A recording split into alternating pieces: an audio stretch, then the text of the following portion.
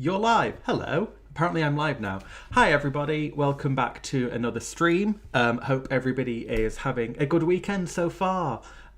We have had quite a Saturday night is the best way I can put it, I feel like. If you are new to the channel, hello, welcome. Nice to have you here. If you have watched one of these live streams before, welcome back. And if you are watching this back later, hello. Hope you're having a good whenever you're watching this. So, I am going to talk today about the 3 new Eurovision songs that we got last night. We had 3 national finals and then a lot of other national selections and semi-finals and so on and so forth, which I will also briefly touch on because I only watched one of them. But yes, we had Norway, Finland and Spain all selecting their entries for Eurovision this year, which... well, people have opinions on some of these, and as do I guess, because that's what I'm going to talk about. Hello to everybody in the chat who is watching and talking along. Hope you are all doing well. I will keep looking over towards my screen here. And yes, if you do have any thoughts or anything like that as I'm talking about any of the entries, do leave your thoughts over in the live chat, or if you're watching this back, leave them in the comments and I'm sure I will read them and get back to you on them. So let's start with the one everybody's talking about, or I feel like the one that most people are talking about, which is Norway. So Norway selected Tusse with Fallen Angel to represent them in Rotterdam this year.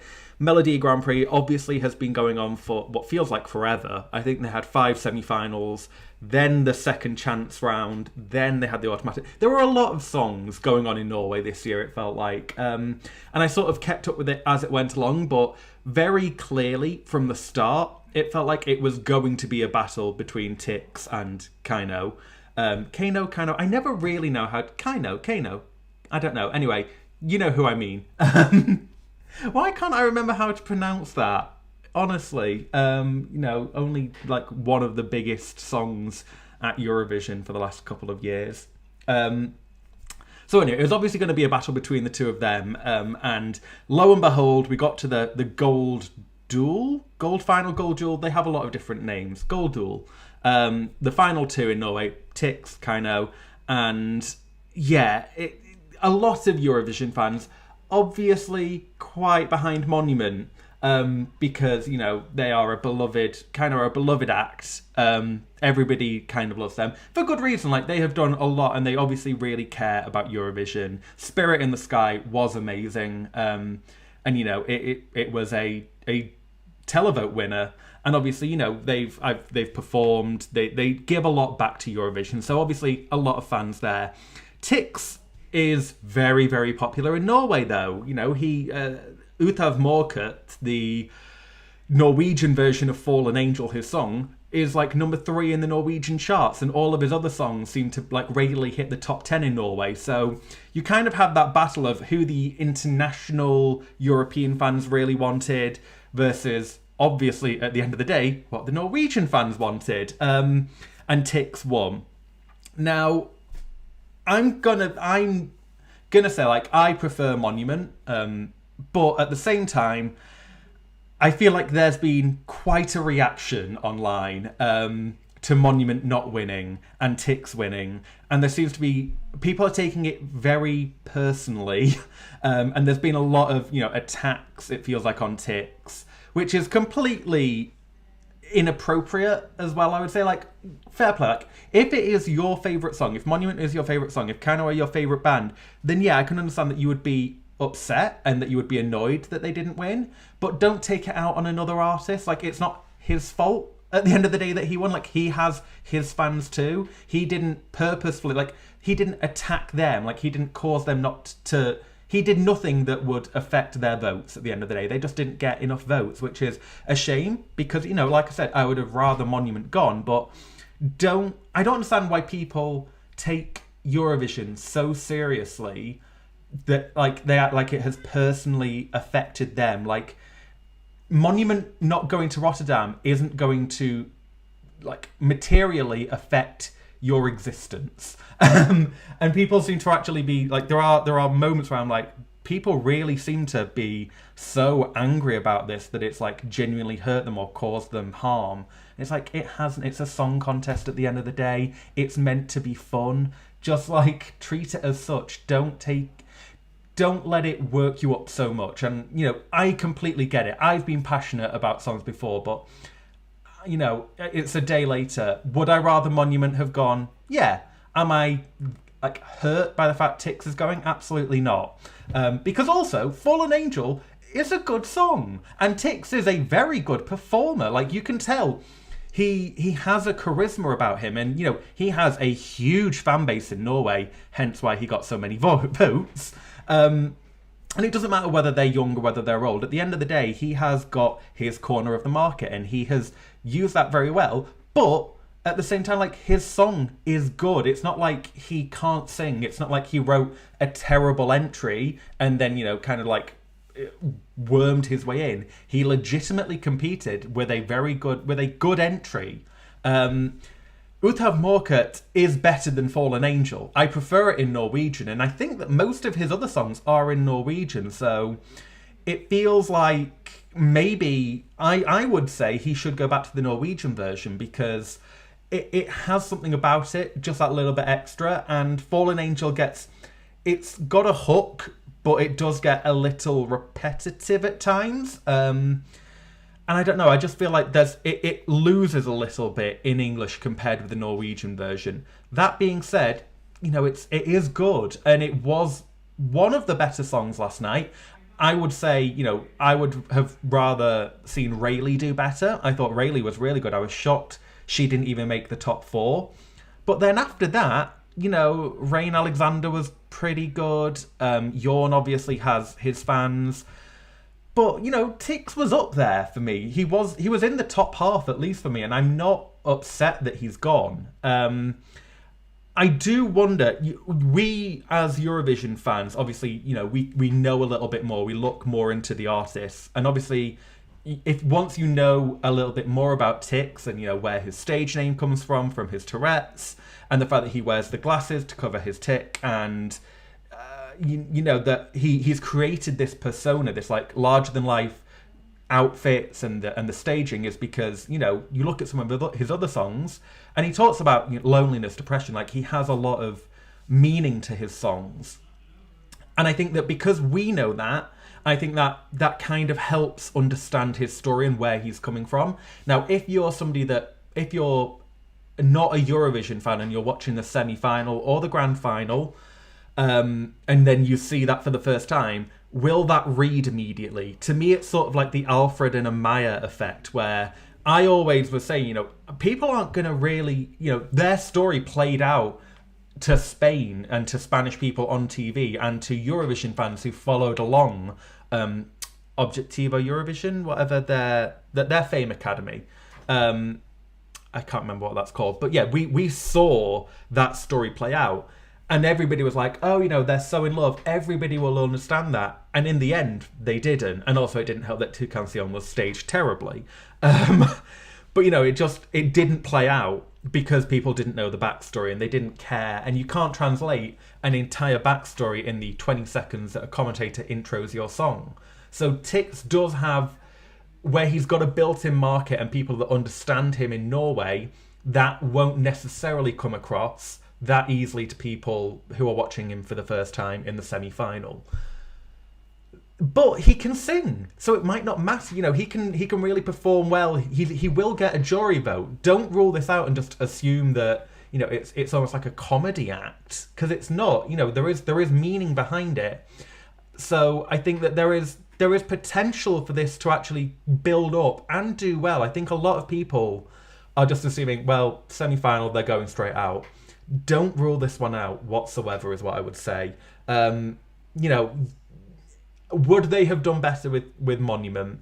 Maybe, but we don't know. And at the end of it's the same thing. Like, we will never know what happened in 2020. We'll never know what if they sent Monument. It's the ultimate thing. We can guess and say all we want because we're Eurovision fans. It's what we do. What else would we talk about on Twitter and on YouTube if we weren't coming up with hypotheticals? But yeah, I would not rule Fallen Angel out. I don't think that it's going to don't get me wrong, I don't think it's going to light up the scoreboard. I don't think he's a contender to win.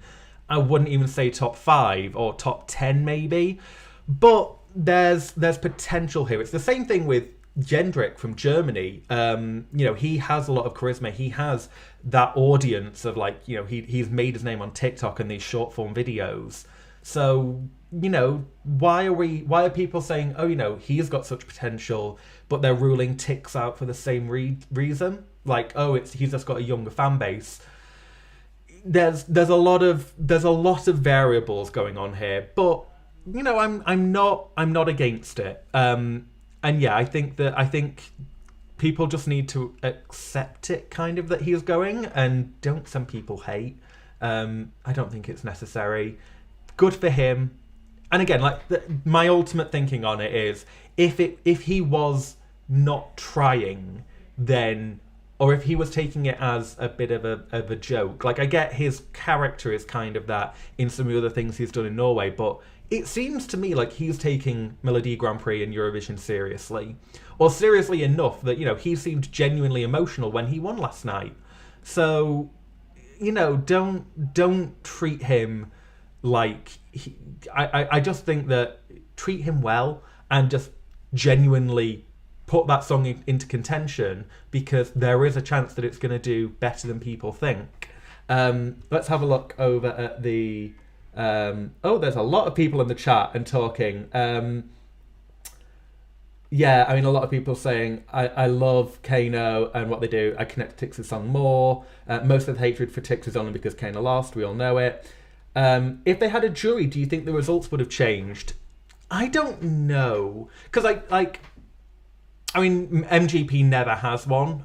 From memory, it's always the televote. It might have changed it a little, but again, I do think that he's so popular in Norway that he must have fans. I can't imagine that all those votes for Tix came from young people, if that's what we're saying his audience is. There's no way that all of those votes came from that age group. So I know people who are my age, I know people who are older who have listened to this and really do like it. So I think assuming that it's a particular audience or an audience is excluded by this song doesn't necessarily work. Tix also, yes, Elliot has pointed out, Tix wrote Sweet But Psycho for Ava Max, which is a great song. He is a very talented songwriter. So yeah, do not rule him out. I like I said, I would probably prefer it if it was Utav Morga, but maybe he should do a bilingual version. Let's see how that goes. The staging as well, it's a bit pastiche. I can understand why people think, is he making it into a joke because of the staging? Angel Wings conjure things like Rocco from Croatia in 2019, which wasn't great. But he gives a lot in that performance.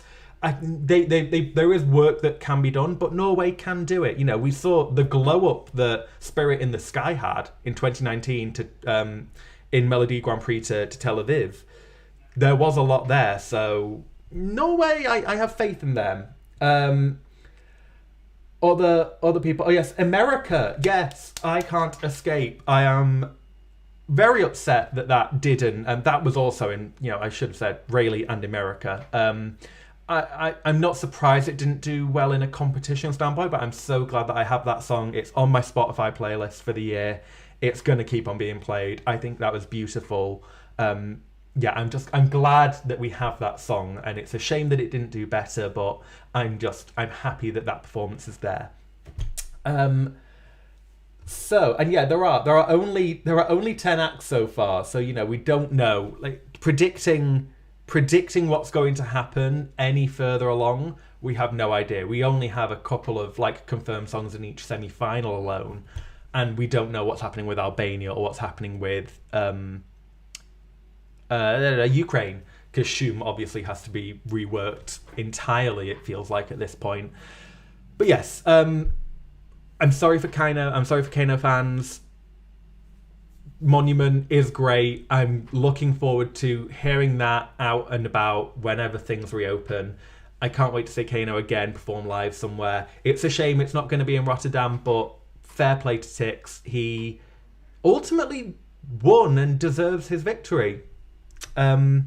So yes, do let me know any more thoughts you have on Melodi Grand Prix or any of the songs. Let me know in the live chat. We'll keep on coming back to that if you're watching live. If you aren't, leave them in the comments. Let's keep on talking about it. But yeah, positivity. Let's not send hate to people. That is the important thing to remember. Let's move on to the other big national final of the night, which was Finland and Uuden Musiikin Kilpailu, I think that's how you pronounce it, UMK 2021. Blind Channel are the act, and they are singing Dark Side. Well, okay, let's get into this. I haven't listened to a lot of national finals this year, so I haven't kept up with Festival de Canção or Estilao particularly. I'm aware of some of the songs, and UMK I actually did. I listened to all of the songs as they came out because it was easier. They came out one a day, so it was just nice and easy to do that.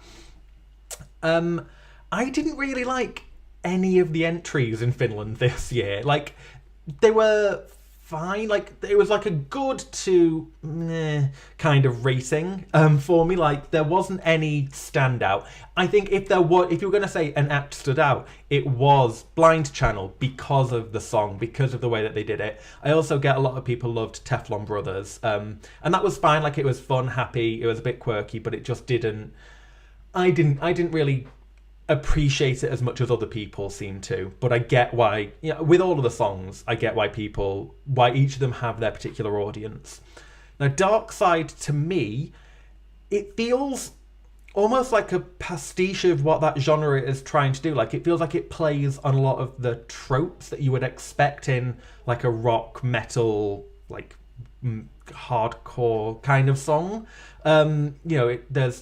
There's a lot of just lyrics in it where I'm lifestyles of the sick and dangerous, put your middle fingers up, all that. It just feels like they're just almost play acting as that kind of band. It just feels what's the checklist of things we must mention in this type of song, which is weird because then you listen to some of Blind Channel's other stuff and it feels much like they obviously have a style and they have their own market.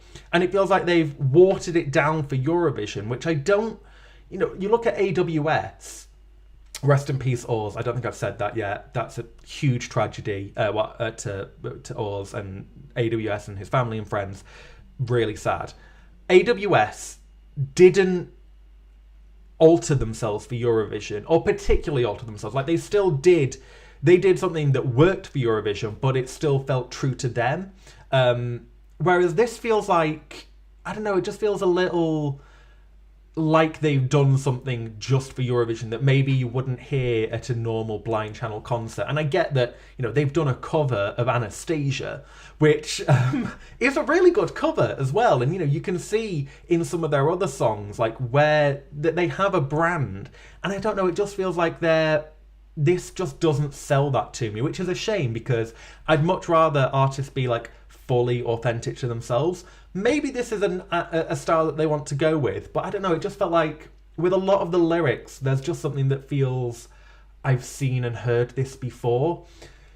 It was the best on the night, I would say, from what I've seen from the UMK clips, and obviously that was a landslide vote. They got something I think 3 times more than Teflon Brothers, because as the results were coming in, I didn't realise it was a 25% jury, 75% televote, and I was oh no, Teflon Brothers have won because they got 150 points, and then turns out Blind Channel got 300 and something televote points. It was 400 probably even. It was insane, and great for them. And Finland obviously has a history of sending rockier songs and doing well. It's not just Lordi. You can debate how much Hard Rock Hallelujah is a true rock song because it's kind of rock schlager.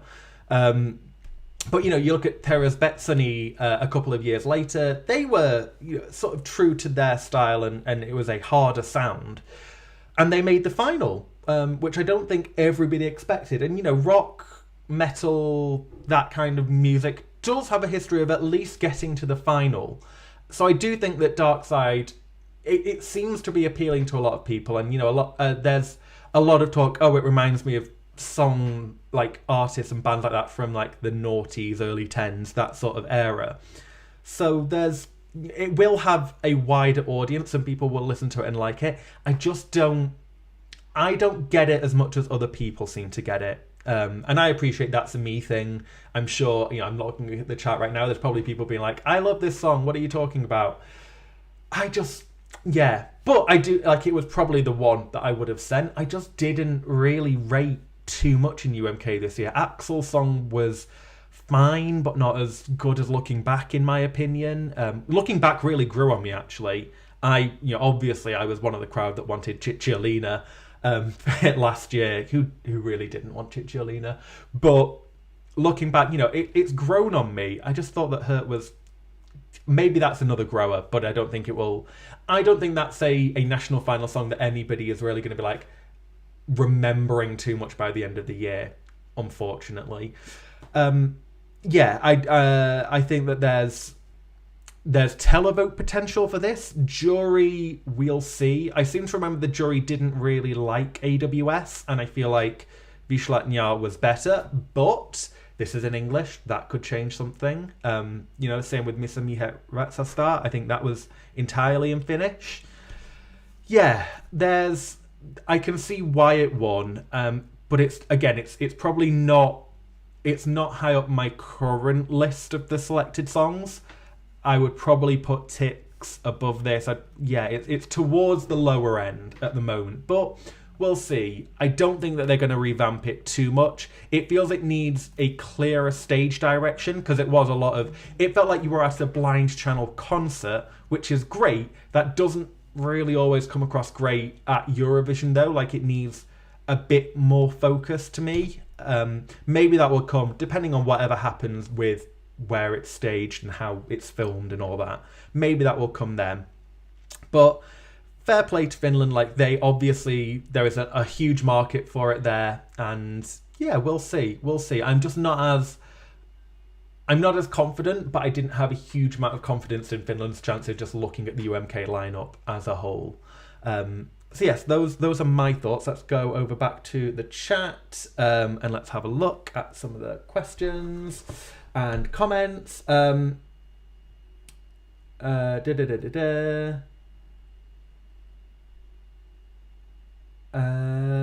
Channel, here we go. Sorry, I was looking. There's still some Norway questions there coming through, which we will get back to in a moment. Blind Channel was clearly the best in the selection. Blind Channel were great, weren't my personal winner, but stormed it.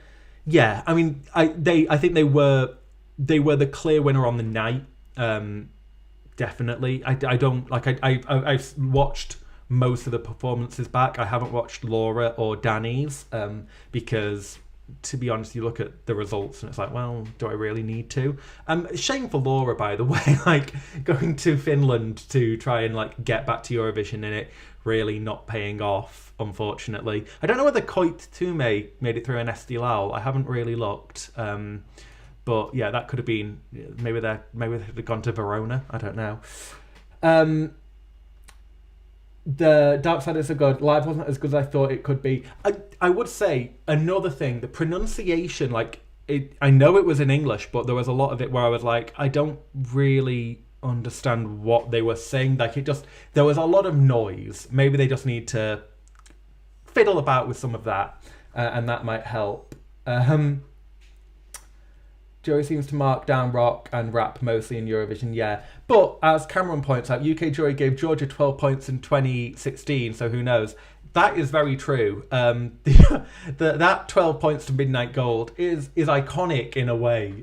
Just like, where did that come from? But Midnight Gold was also better than Dark Side. Well, the live performance was better than Dark Side, is what I'll say. I'm not a huge fan of Midnight Gold when you don't watch it live, but that was just such a trip as a performance. Also, very kind of Brit rock, Midnight Gold. So I'm not surprised, actually, that the UK gave it that many points. The UK liked the Rasmus, though, kind of, at points. So maybe they'll like Blind Channel. Like, I did listen... The first time I listened to it, I was like, oh, wow, this reminds me of... When I was... this is a throwback, but I think when I must have been like 12 or 13, for Christmas one year I got like 3 or 4 albums, but it was a mix of the Rasmus, Rammstein, Franz Ferdinand, and the Scissor Sisters, which says a lot about my music taste when I was growing up, and probably also a bit about it now. Yeah, I have odd taste in songs sometimes. Go figure. Yaya News, did you leave Wee Wee Blogs? Yes, I left nearly 2 years ago. There is another couple of videos and stuff on my Instagram explaining why and things like that. But it's all good. It's all nice. We're all on the same page. Anyway, yes, let us move on to the final national final of last night, which was kind of a foregone conclusion in the sense that we knew which artist was going at least. So yes, this was Spain. They had already chosen Blas Canto again, and he is now confirmed as singing Voya Quedarme at Rotterdam, Eurovision 2021. First of all, why was that show so long?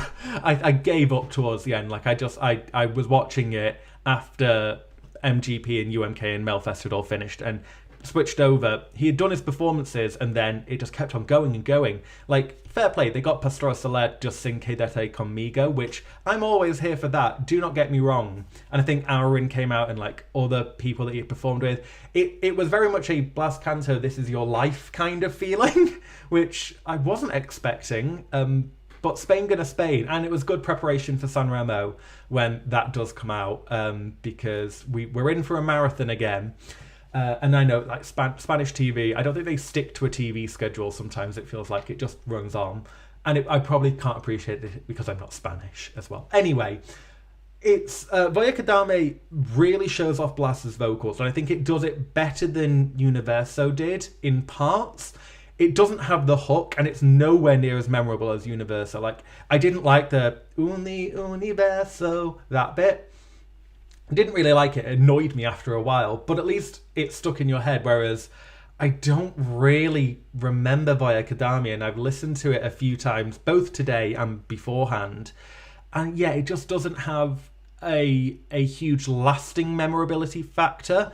Also, the backing vocals last night really were a bit overwrought and loud. They need to work on the mixing of that. But the bits that you could hear Blas, he was really, really good. I did prefer it of the two entries. Yeah, I don't. It's hard to say because I just feel like because it's not as memorable, I'm not thinking of it too much in terms of like a threat in the competition. But if he can deliver it really well vocally and they figure out the mixing, there's a chance that this could do really, really well in the jury. I don't see it as a big televote winner. He is a very good performer, so he will get some from that. And obviously, you know, Spain naturally pick up a couple of points here and there. It's gonna do better than some of their other more recent entries, but I'm not looking at this and thinking it's not better than La Venda, in my opinion, right now. Very, very different songs, don't get me wrong.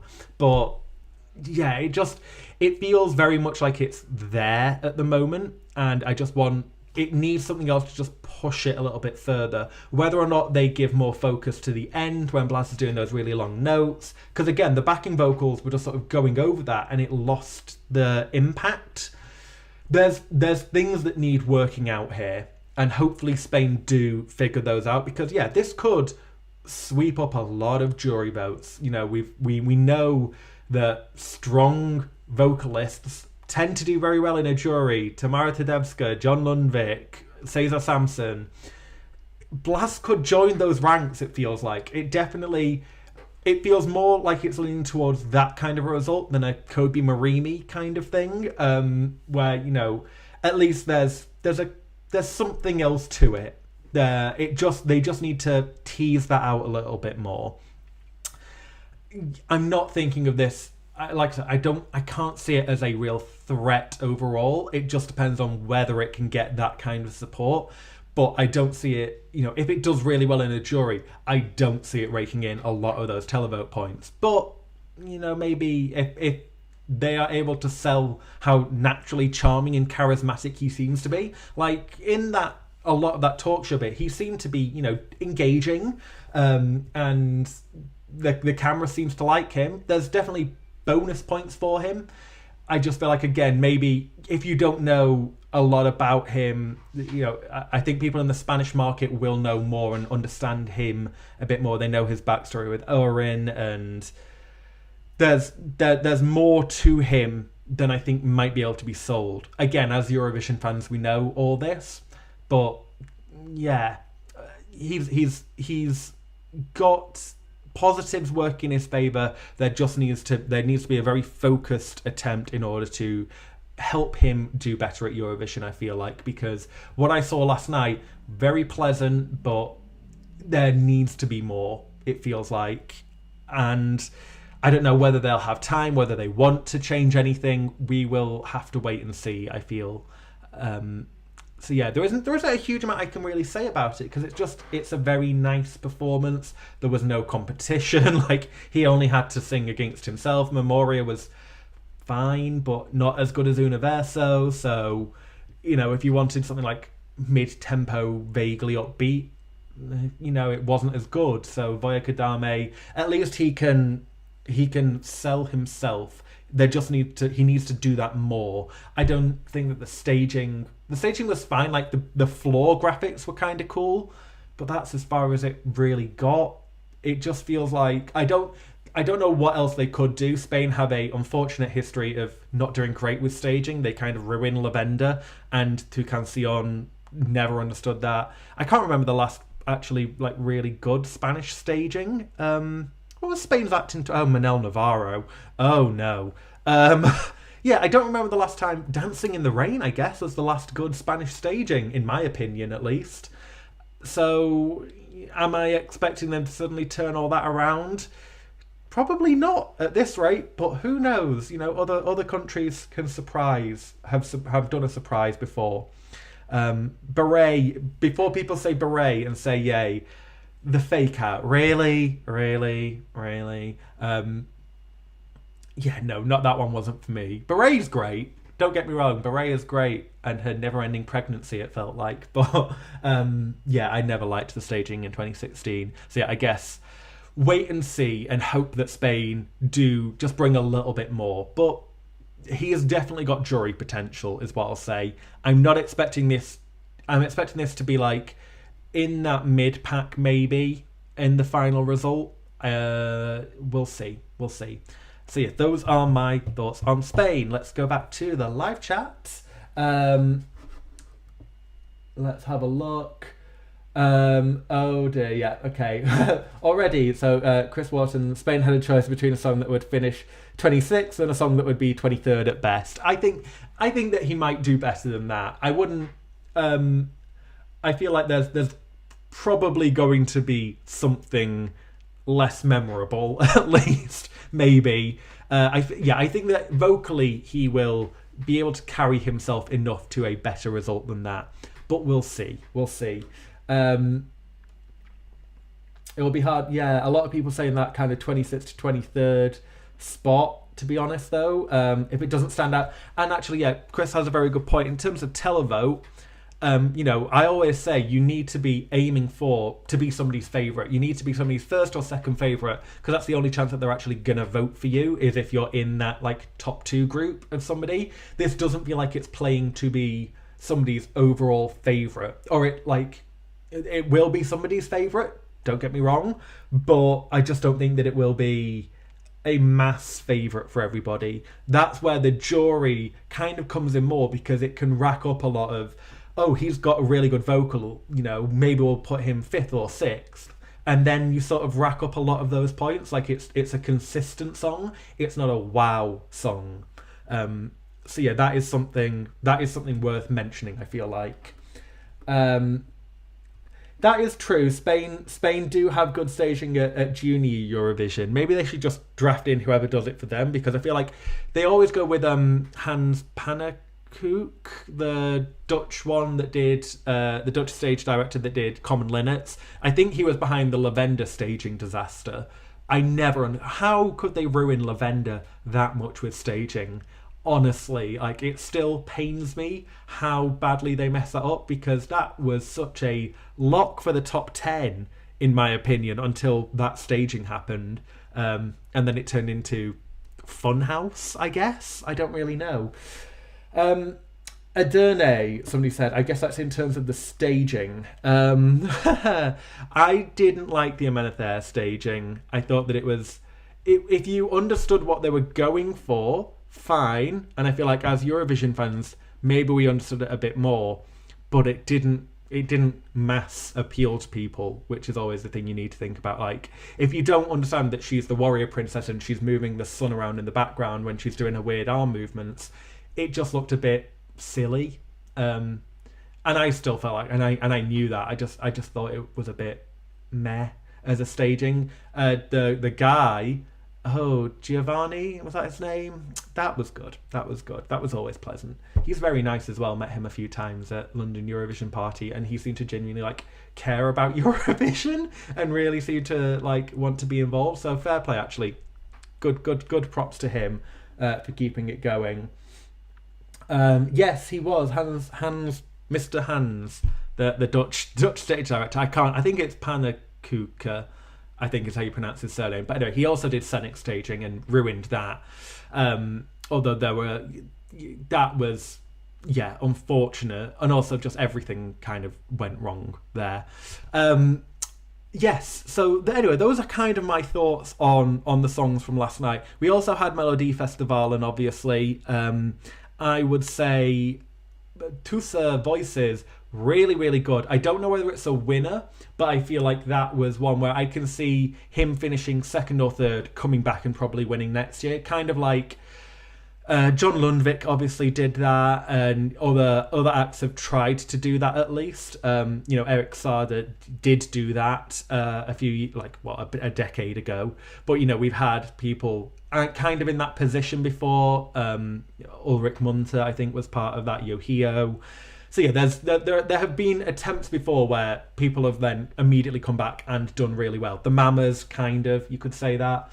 So yeah, Voices, very, very strong. I wouldn't be upset if that did win the whole thing, but we have to see what comes next week. And obviously there's the Dotter factor you have to think in.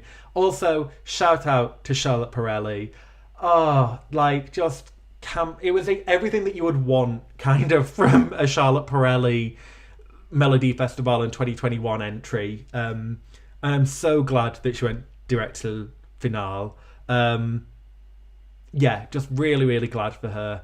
I thought it was very fun. I can't see it ultimately doing that well. I think she'll probably finish like 8th, 9th, kind of where Party Boys did. Like, I don't think Party Boys ended up doing great, but I don't care. It was just everything that you would want, and I'm very, very happy. I was sad that Emil, I think, didn't make it to Andra Chansen. Probably would have put that in over Clara Hammerstrom, who, nice song, did not understand the outfit and with the staging with the song. Like, it felt like a very heartfelt song, but she was wearing something that you would kind of see on Drag Race. In the nicest way, I mean that.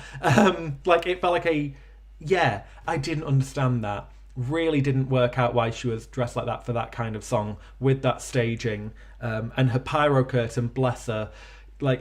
You could see there was a lot of pyro, but then it didn't really work in the camera shots that they chose. Everything about it just didn't really work, but it worked enough to get to Andra Chansen, so we'll see. And she seems to really care and try, so fair play. And obviously Alvaro Estrella, that was fine. Again, kind of middle of the road Latin pop that we've kind of heard at Melody Festival before. Inoffensive is what I would say, but I thought Emil was better than at least one of them. I would have much rather he get through to Andra Chansen, but I think it was the right results. And as I said, haven't really paid attention to Festival de Cancer or Esti Laul, unfortunately. So I can't really offer my thoughts on those results. I know Uku Suveste got through. Good for him. He does I'm surprised that they didn't just do a Roop and put him in the final, which it feels like they probably could and or maybe should have done. So yes, and obviously I think Yuri Pootsman, whose song I do like, and I've heard that it was staged quite well, which is encouraging. We'll see whether or not that ends up playing out into his hands. Just got that. Didn't mean that. But there we go, that was handy, wasn't it? So yes, let me just have a quick sip of this and then have a look at chat again. Oh yes, people immediately pointing out people that have come back and won and actually won, other than John Lundberg, Benjamin Ingrosso and Robin Bengtsson, which is really dumb that I forgot those, because for some reason I've spent my morning watching Melody Festival and final recaps, and they were both in them. Do you ever get that when you're just on YouTube and because you listen to Eurovision, your entire recommended feed is just always or like Eurovision compilation or recap things? It's either that or like F1 videos for me, I guess. So go figure. But yeah, that was dumb of me, especially when I was making that point. I was thinking of examples earlier to bring that up. Yeah, and actually I would say I prefer Voices to both of Robin. I actually think that Tusse, I don't know, Voices could win. It really could win. I think it's staged very well, sung very well. He's got a lot going in his favour. He seems very charismatic. I don't know. Let's wait and see what happens with that. And Yuri was in leather trousers. All you need to know. That is good to know. That is very good to know. Okay. So those were my thoughts. This has gone on for 40 minutes, which didn't feel like it did. I will be back doing another stream probably midweek. I haven't decided which day yet. I'm thinking maybe Wednesday, because we'll have Senate and I believe it will be El Diablo. So maybe Cyprus El Diablo. Very much looking forward to that, because hopefully it'll be good. And obviously Senate, let's wait and see whatever she brings. But I think we have 4 entries coming out in the middle of the week. We have San Marino, we have Cyprus, we have Ireland on Friday, and I think Jendrik is Thursday for Germany, or it's somebody else. Somebody is on Thursday. But yeah, I'll probably do a stream on Wednesday and we can talk about those and anything else that has happened. Who knows, maybe Poland or Armenia or one of those countries will actually confirm that they're sending their act again, or what the song will be, or Russia might finally tell us that it's going to be Little Big. We can hope. Who knows? But yeah, there's a lot, and we've got a lot of songs obviously coming in March. So yeah, very exciting. It is exciting time. So stream in the middle of the week, probably one again next weekend. Do let me know all of your thoughts in the comments, or anywhere you might want. And let me know what your feelings are about the 3 songs, or any of the songs selected so far, or what you're looking forward to. And yes, thank you very much. Please do like and subscribe if you haven't already. It really does mean a lot, and it's great to see that people watch these streams and talk along and comment afterwards. It's great. It really is. So thank you very much, everybody. Wherever you are, I hope you have a great rest of the day whenever you're watching this, and I will catch you all in a bit. Bye, guys.